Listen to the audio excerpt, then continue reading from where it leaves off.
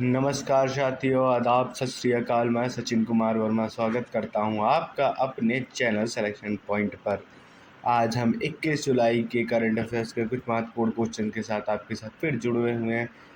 हम daily current affairs का session आपके लिए चलता है। संडे को सिर्फ करंट अफेयर का ये सेशन नहीं आएगा। मैंने अभी रिसेंटली एक क्लास डाली थी जो पॉलिटी से रिलेटेड थे, जिसमें हमने ऐतिहासिक पृष्ठभूमि, हिस्टोरिकल बैकग्राउंड देखेंगे। तो मैं आशा करूँगा कि आप सभी लोग उस क्लास को ज़रूर देखेंगे। मैं अभी डिस्क्रिप्शन में वो लिंक ज़रूर डाल दूँगा, जिससे आप लोग उस क्लास को देखेंगे और सपोर्ट करेंगे। तो आज जो तारीख है वह 21 जुलाई है। मौसम काफ़ी सुहावना है। उत्तर प्रदेश का हल्के से बादल छाए हुए हैं, हवा चल रही है। तो इसी के साथ मैं क्लास की शुरुआत करना चाहूँगा। आगे बढ़ते हैं हम अपने पहले प्रश्न की ओर। पहला प्रश्न जो हमसे पूछ रहा है, देखते हैं क्या कहता है। हाल ही में किस देश ने 2025 की जलवायु परिवर्तन रिपोर्ट में ग्रीन हाउस ग्रीन गैस उत्सर्जन में सबसे अधिक कटौती की है? तो अभी जो 2025 में जलवायु परिवर्तन रिपोर्ट आई है, द क्लाइमेट चेंज रिपोर्ट आई है, उसमें किस देश ने highest number of green house gas emission, जो हम लोग ग्रीन हाउस गैसेज जिनका हम प्रयोग करते हैं, जो कि कार्बन मोनोऑक्साइड और इस प्रकार की जो गैसें, क्लोरोफ्लोरोकार्बन ऐसी जो गैसें होती हैं, वो सभी ग्रीन हाउस गैसेज में आती हैं। तो उसका उपयोग, उसका उत्सर्जन सबसे कम किस देश के द्वारा किया गया है, यह प्रश्न है हमसे पूछा गया है। तो आप ध्यान रखिएगा कि किसकी बात हो रही है। यहाँ पे क्लाइमेट चेंज रिपोर्ट की बात हो रही है, ठीक है। और सबसे ज़्यादा मतलब उत्सर्जन कम किया है किसी देश ने, उसका क्वेश्चन पूछा गया। तो हमारे पास ऑप्शन है A Bharat, option B America, option C Germany, option D China.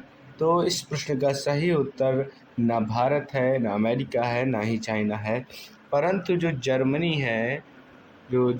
है इसने सर्वाधिक कटौती करी है ग्रीन हाउस गैस के उत्सर्जन में। बढ़ते हैं हम अपने अगले प्रश्न की ओर। जो प्रश्न हमसे पूछ रहा है, किस भारतीय खिलाड़ी ने 2025 में बैडमिंटन वर्ल्ड चैंपियनशिप में स्वर्ण पदक जीता? Which Indian player won the gold medal in 2025 badminton world championship? तो option A P V Sindhu, Pusarla Venkata Sindhu, option B Lakshya Sen, option C Kidambi Srikanth, option D Saina Nehwal. आप देखेंगे पिछले कुछ वर्षों में भारतीय जो बैडमिंटन की टीम है वो काफ़ी बेहतर करते जा रही है। तो जो अभी हाल ही में 2025 में बैडमिंटन चैंपियनशिप हुई, उसमें गोल्ड मेडल, स्वर्ण पदक किसने जीता है? तो वह जीता है हमारे लक्ष्य सेन जी ने। वर्ल्ड चैंपियनशिप बैडमिंटन की जो होती है, उसमें स्वर्ण पदक लक्ष्य सेन जी ने जीता है। पीवी सिंधु ने 2016 रियो ओलंपिक्स में सिल्वर मेडल जीत के भारत के नाम को रोशन किया था। आगे बढ़ते हैं अगले प्रश्न की ओर। अगला प्रश्न, प्रश्न नंबर 3। हाल ही में किस राज्य ने हर खेत को पानी योजना शुरुआत करी है? हर खेत हर खेत को पानी की योजना किस राज्य के द्वारा शुरू की गई है, यह प्रश्न हमसे पूछ रहा है। तो इस प्रश्न के ऑप्शन है हमारे पास उत्तर प्रदेश, पंजाब, राजस्थान और मध्य प्रदेश। तो यह चीज़ ध्यान रखेंगे कि यह योजना किस चीज़ से रिलेटेड है कि हर खेत में सुचारू रूप से पानी की सुविधा कराई जा सके। तो इस प्रश्न का सही उत्तर क्या है? मध्य प्रदेश। जो मध्य प्रदेश राज्य है उसने अभी हर खेत को पानी योजना की शुरुआत करी है। आगे बढ़ते हैं अगले प्रश्न की ओर। अगला प्रश्न हमसे क्या कह रहा है, देखते हैं। G20 वित्त मंत्रियों की बैठक 2025 में हाल ही में कहाँ आयोजित की है? Where was the G20 Finance Ministers Meeting 2025 recently held? भैया देखिए, जो G20 देश हैं उनमें जो फाइनेंस मिनिस्टर्स होते हैं उनकी जो मीटिंग कराई गई है, जो मीटिंग हुई है 2025 में, वह किस स्थान पर हुई है उसके ऑप्शन है हमारे। Option A New Delhi, option B Tokyo, option C Rome, option D Brasilia. तो इस प्रश्न का सही उत्तर है ब्रासीलिया। तो ब्रासीलिया में अभी G20 फाइनेंस मिनिस्टर मीटिंग 2025 को क्या किया गया है, हेल्ड किया गया है। आगे बढ़ते हैं अगले प्रश्न की ओर। अगला प्रश्न हमसे क्या कह रहा है, प्रश्न नंबर 5, 2025 में भारत की किस संस्था ने डिजिटल इंडिया मिशन 2.0 का नया विजन डॉक्यूमेंट जारी किया है। Which Indian organization released the new vision document for Digital India Mission 2.0 in 2025? तो इस प्रश्न के ऑप्शन हैं, option A NITI Aayog, option B electronics and IT मंत्रालय जिसे मेटी बोलते हैं, ऑप्शन सी इसरो बोलते हैं, ISRO, and option D Bharat सरकार गवर्नमेंट ऑफ इंडिया। देखिए यह क्या है, डिजिटल इंडिया मिशन है। देखिए पिछले कुछ सालों में हर एक चीज़ में डिजिटलाइजेशन आ गया, चाहे आप एजुकेशन सेक्टर में देखेंगे, चाहे आप किसी भी सेक्टर में देखेंगे, डिजिटलाइजेशन बहुत महत्वपूर्ण चीज़ आ गया है। तो आप देखेंगे जो इलेक्ट्रॉनिक और आईटी मंत्रालय है जिसे नीति बोला जाता है, उसने डिजिटल इंडिया मिशन 2.0 की शुरुआत करी हुई है। आगे बढ़ते हैं अगले प्रश्न की ओर। अगला प्रश्न हमसे क्या कह रहा है, हाल ही में किस देश के साथ डिफेंस कोऑपरेशन एग्रीमेंट 2025 पर हस्ताक्षर किए गए हैं? तो प्रश्न हमसे पूछ रहा है जो डिफेंस कोऑपरेशन एग्रीमेंट है वो हाल ही में किस देश के साथ किया गया है। आप ये सभी जानते हैं डिफेंस कोऑपरेशन का मतलब क्या होता है। मतलब जो सैन्य शक्तियाँ होती हैं उनके बीच कोऑपरेटिव एग्रीमेंट्स कराए जाते हैं जो कि आगे चल के किसी भी वॉर सिचुएशन में, किसी भी युद्ध के समय में एक दूसरे की सहायता करने के लिए होते हैं। तो इस प्रश्न का सही ऑप्शन क्या होगा, ऑप्शन ए रूस, option B France, option C USA, option D Japan. तो इस प्रश्न का सही उत्तर है जो हमारा सबसे सहयोगी जो राष्ट्र रहा है पिछले 30, 40, 50 सालों में, वह ऑप्शन ए जो रूस है वह है। किस चीज़ की एग्रीमेंट की गई है, डिफेंस कोऑपरेशन एग्रीमेंट पर साइन कराए गए हैं। आगे बढ़ते हैं अगले प्रश्न की ओर। अगला प्रश्न प्रश्न नंबर 7 हमारे सामने है, हाल ही में चर्चा रहा अग्नि प्राइम क्या है? Recently in news what is अग्नि प्राइम? अच्छा, आप सभी जानते हैं अग्नि प्राइम क्या है, एक मिसाइल है, पर यह किस प्रकार की मिसाइल है ये हमें पता होना चाहिए। तो ऑप्शन ए है अंतरिक्ष उपग्रह, तो भैया ये उत्तर नहीं होगा। अंतरिक्ष उपग्रह एक स्पेस सैटेलाइट नहीं है। Option B anti tank missile हो सकता है। ऑप्शन सी अब्लास्टिक मिसाइल, यह भी हो सकता है। ऑप्शन डी एक रक्षा ड्रोन, तो भैया ड्रोन भी नहीं है। ऑप्शन बी और सी में से एक ऑप्शन सही है। और जो अग्नि प्राइम है वह क्या है, अग्नि प्राइम है एक बैलिस्टिक मिसाइल। क्या है, एक ब्लास्टिक मिसाइल है। चलिए फिर हम बढ़ते हैं अपने अगले प्रश्न की ओर। प्रश्न नंबर 8 देखते हैं हमसे क्या कह रहा है। प्रश्न नंबर 8, किस राज्य ने 2025 में मुख्यमंत्री ग्रामीण स्टार्टअप योजना लॉन्च किया है? ध्यान रखिएगा, बहुत महत्वपूर्ण प्रश्न है मुख्यमंत्री ग्रामीण स्टार्टअप योजना के बारे में।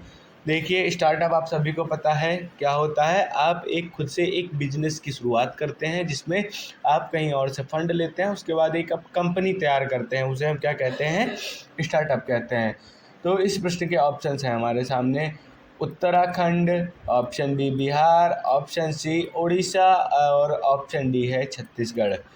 तो अभी आपको पता है चुनाव का समय चल रहा है, तो हमारा जो बिहार राज्य है वहाँ पे मुख्यमंत्री ग्रामीण स्टार्टअप योजना की शुरुआत की गई है, उसे लॉन्च किया गया है। आगे बढ़ते हैं अगले प्रश्न की ओर। अगला प्रश्न हमसे क्या कह रहा है, प्रश्न नंबर 9 हमारे सामने है।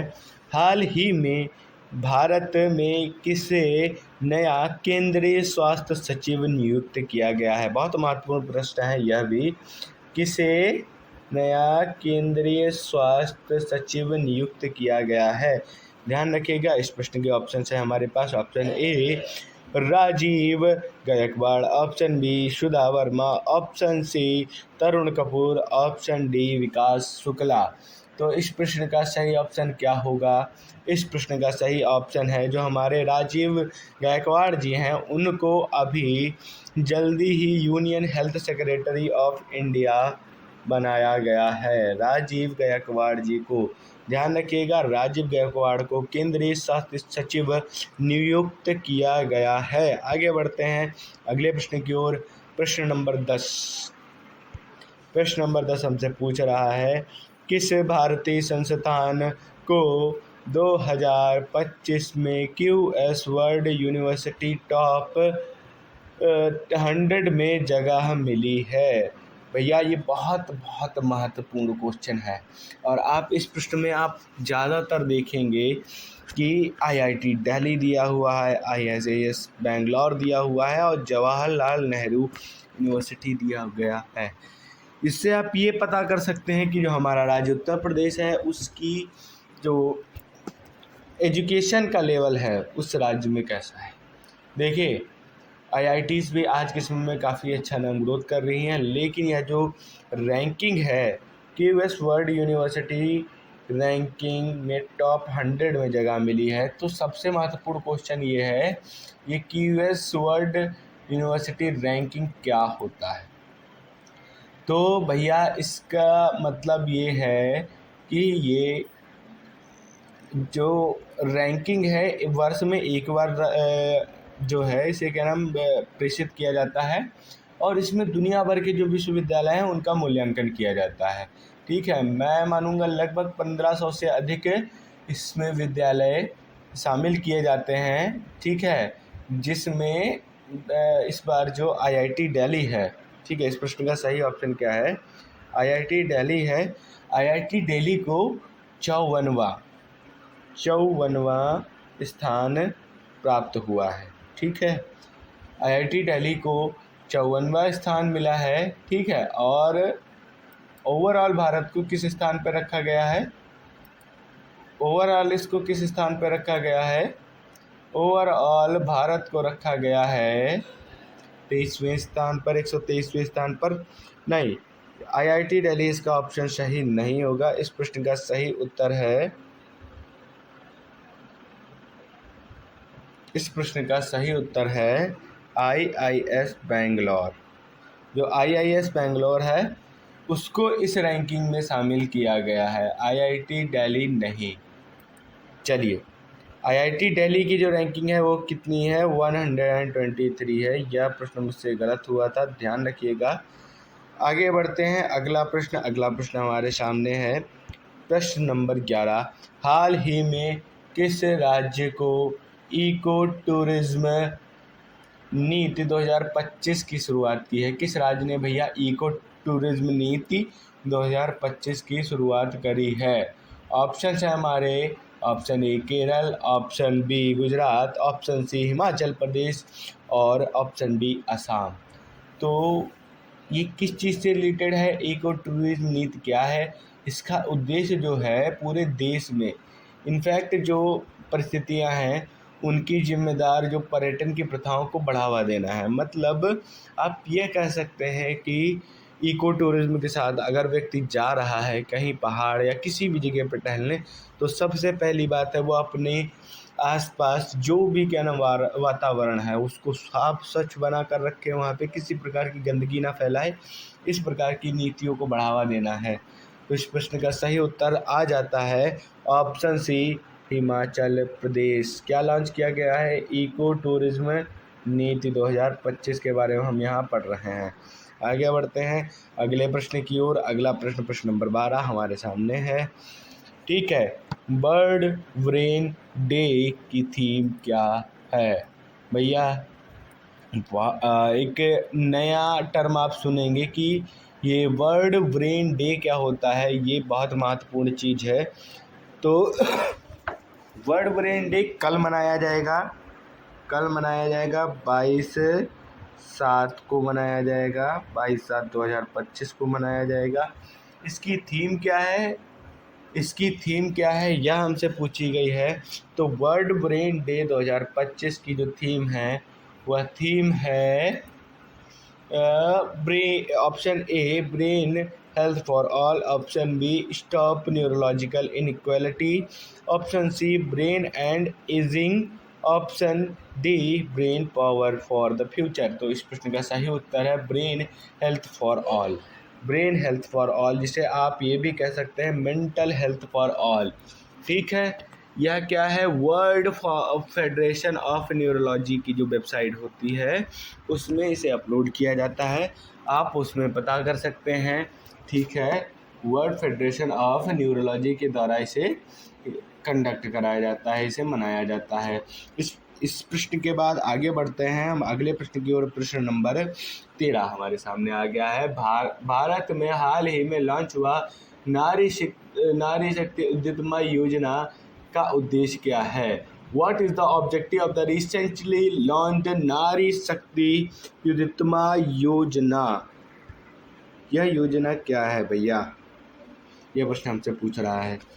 नारी शक्ति उद्यमिता योजना का उद्देश्य पूछा गया है। ऑप्शन है हमारे, ऑप्शन ए महिला शक्ति को बढ़ावा देना, ऑप्शन बी महिला सुरक्षा बढ़ाना, ऑप्शन सी महिला उद्यमी को वित्तीय सहायता देना, ऑप्शन डी ग्रामीण महिलाओं को हेल्थ केयर कार्ड देना। तो इस प्रश्न का सही उत्तर ये है कि जो हमारी और महिलाएं जिन्होंने खुद से ही एंटरप्रेन्योरशिप शुरू की है, खुद से ही एक बिजनेस इस्टेब्लिश किया है, महिला उद्यमी हैं, उनको वित्तीय सहायता प्रदान करने का उद्देश्य है किसे? नारी शक्ति उद्यमिता योजना का।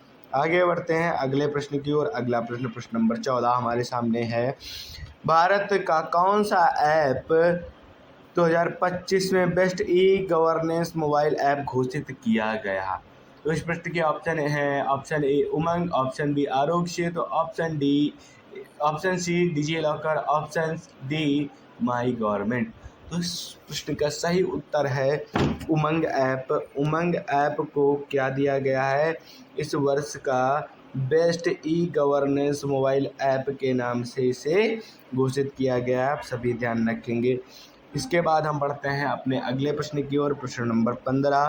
प्रश्न नंबर 15 हमसे क्या पूछ रहा है? हाल ही में किसे भारत का पहला हाइड्रोजन पावर्ड ट्रेन लॉन्च किया? भैया हाइड्रोजन पावर ट्रेन किसके द्वारा लॉन्च किया गया है? ऑप्शन है हमारे ए रेल मंत्रालय, ministry of rail, option B भेल, option C RITES, option D IRCTC। तो इस प्रश्न का सही उत्तर है जो रेल मंत्रालय है उसके द्वारा हाइड्रोजन पावर्ड ट्रेन को क्या किया गया है? लॉन्च किया गया है। आज की जितने भी प्रश्न हैं उनकी समाप्ति होती है, परंतु इन प्रश्न के साथ मैं आपके लिए कुछ और भी महत्वपूर्ण चीज़ें लाने वाला हूं। मैंने आपसे वादा भी किया था, तो मैं आज आपके लिए लेके आया हूं जो सरकार के द्वारा, केंद्र सरकार के द्वारा लागू की गई जो स्कीमें हैं, जो योजनाएं हैं, उनको कब लागू किया गया था और किस मंत्रालय के द्वारा उसे लागू किया गया था। मैं आपको डेली 5-5 इस प्रकार की स्कीमों से आबरू कराऊंगा, जिससे आप सभी को ये योजना याद रहे कि कब इन्हें लॉन्च किया गया था और किसके द्वारा लॉन्च किया गया था, ताकि अगर प्रश्न आपके एग्ज़ाम में आता है और आप उसे देखें और देख के ही बस कहें अरे ये प्रश्न तो हमें आता है कि कब इसे क्या नाम लागू किया गया था और किस मंत्रालय के द्वारा लागू किया गया था। चलिए देखते हैं कि कौन कौन से मंत्रालय हैं हमारे पास। तो सबसे पहला है प्रधानमंत्री जन धन योजना। ठीक है, यह कब लागू किया गया था? प्रधानमंत्री जन धन योजना 28 अगस्त 2014 को भारत सरकार के द्वारा लागू किया गया था। प्रधानमंत्री जन धन योजना कब लागू की गई थी? 28 अगस्त 2014 गवर्नमेंट ऑफ इंडिया, भारत सरकार के द्वारा लागू की गई थी। आगे बढ़ते हैं अगले प्रश्न की ओर। अगला प्रश्न, अगला कौन सी योजना दी हुई है? प्रधानमंत्री उज्ज्वला योजना। प्रधानमंत्री उज्ज्वला योजना के बारे में पूछा हुआ है। तो यह योजना कब लागू की गई थी? यह योजना लागू की गई थी 1 मई 2016 को पेट्रोलियम मंत्रालय के द्वारा। 1 मई 2016 को पेट्रोलियम मंत्रालय के द्वारा प्रधानमंत्री उज्ज्वला योजना लागू की गई। आगे बढ़ते हैं। अगला पॉइंट हमसे कह रहा है स्वच्छ भारत मिशन। स्वच्छ भारत मिशन को 2 अक्टूबर 2014 में भारत सरकार के द्वारा लागू किया गया था। स्वच्छ भारत मिशन जो है उस 2 अक्टूबर 2014 को भारत सरकार को लागू किया गया था। 2 अक्टूबर को महात्मा गांधी जयंती भी मनाई जाती है। अगला है make in India. Make in India को सितंबर 25, 2014 में भारत सरकार के द्वारा लागू किया गया था। मेक इन इंडिया योजना 25 सितंबर को पंडित दीनदयाल उपाध्याय जी की जयंती के अवसर पर मेक इन इंडिया को भारत सरकार के द्वारा लॉन्च किया गया। आगे बढ़ते हैं। अगला प्रश्न डिजिटल इंडिया। जो डिजिटल इंडिया योजना है उसे कब लागू किया गया? यह लागू की गई 1 जुलाई 2015 को इलेक्ट्रॉनिक मंत्रालय के द्वारा डिजिटल इंडिया लागू की गई। मेक इन इंडिया 25 सितंबर 2014 को भारत सरकार के द्वारा, 2 अक्टूबर 2014 को भारत सरकार के द्वारा स्वच्छ भारत मिशन लागू किया गया। प्रधानमंत्री उज्ज्वला योजना 1 मई 2016 को पेट्रोलियम मंत्रालय के द्वारा लागू किया गया और प्रधानमंत्री जन धन योजना 28 अगस्त 2014 को लागू किया गया। आगे बढ़ते हैं। तो आज का सेशन यहीं पे समाप्त होता है। हम आपसे कल मिलते हैं एक नए धमाकेदार सेशन के साथ, करंट अफेयर्स के और कुछ ऐसे ही महत्वपूर्ण स्कीम से रिलेटेड क्वेश्चंस मैं आपके लिए लाता रहूँगा। बस आपको क्या करना है, आप बस चैनल को सब्सक्राइब कीजिए, लाइक कीजिए, शेयर कीजिए, अपने मित्रों को शेयर कीजिए ताकि ज़्यादा से ज़्यादा लोग इस क्लास को देखें और मेरा एक मोटिवेशन बढ़े कि आपके लिए कुछ तो करना है। इसी के साथ मैं आपसे बस इतना चाहूँगा कि आप लाइक कीजिए, सब्सक्राइब कीजिए, शेयर कीजिए और अपना सपोर्ट दिखाते रहिए। आज के लिए इतना ही। धन्यवाद। कल मिलते हैं हम नए सेशन के साथ।